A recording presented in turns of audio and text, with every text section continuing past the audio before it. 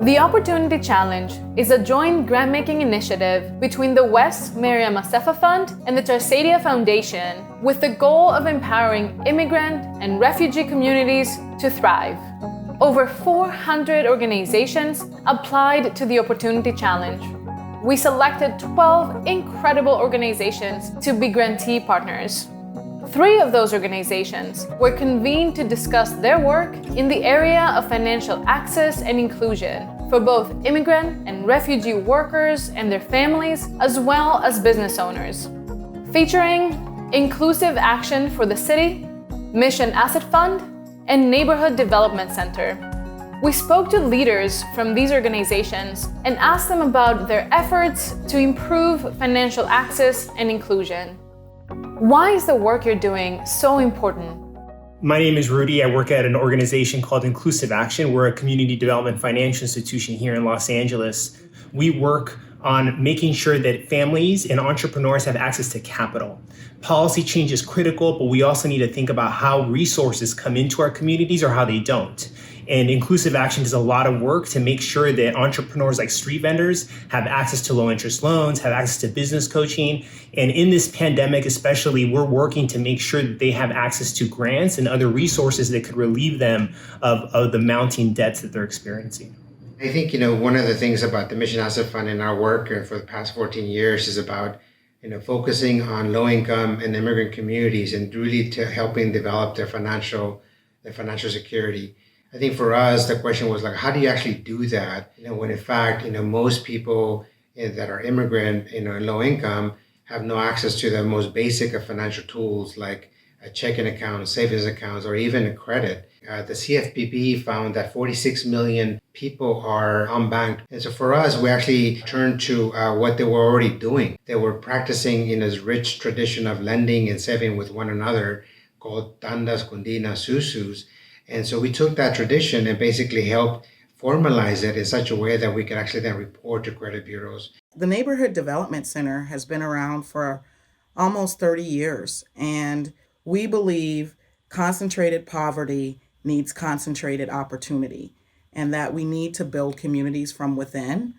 So we have a 12-week training program for entrepreneurs. We also provide what we call technical assistance, so complete wraparound services for the entrepreneur. And we are also a CDFI, so we do character-based lending. And then finally, we have incubator spaces across both Minneapolis and St. Paul. What has been an unexpected learning from 2020? All the things that many of us have been fighting for a really long time are truly possible when there's a will to do them. And during this pandemic, we're seeing our leaders advance eviction protections. We're seeing them establish new initiatives to give cash to families every month. And so for us at Inclusive Action, we are really leaning into character-based lending, but also thinking hard about how do we activate entrepreneurs to be advocates too, and thinking of ourselves as part of an ecosystem of allies and people that think that we deserve more. Through the past 6 months, we've started the Rapid Response Fund. We raised $34 million to give people grants of $500. We give them the cash because they're the ones that know how best to use that. How is the Semilla Fund breaking down barriers often faced by immigrant entrepreneurs? The Semilla Fund is Inclusive Action's microloan program that started with a focus on street vendors and providing low interest loans to entrepreneurs that perhaps have no credit or bad credit. They don't have any collateral. They may be undocumented. And every single client that we serve gets tailored one-on-one technical assistance. We meet with them every month at the very least. And so when we lend to an entrepreneur, we're thinking about how this is a piece of the solution to address the income inequality in our city and in our country. How are place-based entrepreneurship programs key to transforming neighborhoods? Place-based entrepreneurship is vital to any community and any neighborhood. About 66% of the entrepreneurs that we support, their location, their business is a community gathering place. So that's important. And what we've seen, it's a ripple effect within the community, and then others see them as leaders in the community. They want to be like them. oh, they started a business, I think I can start a business. And then what it does is it can completely revitalize that community.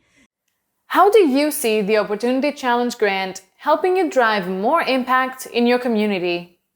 The way that Opportunity Challenge grant is going to help us is really it's a true investment in our capacity to mobilize our community and to also build, the infrastructure that we need in order to help, thousands of more clients throughout the country.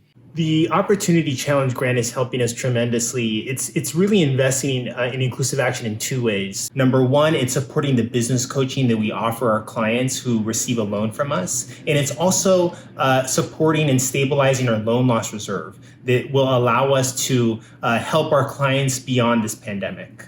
NDC is excited about the Opportunity Challenge and the fund because of the partnerships that it is going to allow us to create. It's also going to help us with our new loan programs that we've established. So we are full of gratitude for this opportunity.